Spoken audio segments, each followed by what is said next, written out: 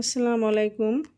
আমার মেয়ের স্কুলে এখন এক্সাম হবে, তো এক্সামের আগে একটা প্রজেক্ট বানাতে বলা হয়েছিল। আমার মেয়ে এখানে প্রজেক্টটা বানিয়েছে। এখানে একটা ল্যাপটপ বানানো হয়েছে।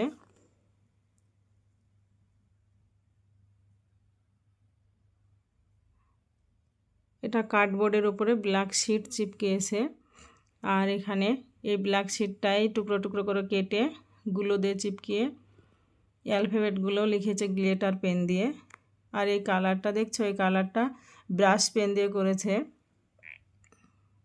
তো তোমরা আমার মেয়ের জন্য দোয়া করো, সামনে আরও যেন এর চাইতেও ভালো ভালো প্রজেক্ট বানাতে পারে। আর যেহেতু এখন এক্সামও স্টার্ট হবে, তো আমার মেয়েদের জন্য দোয়া করো জানে তারা সুস্থ শরীরে এক্সাম দিতে পারে।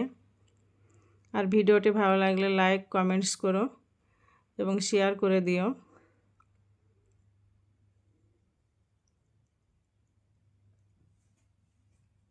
আল্লাহ হাফিজ।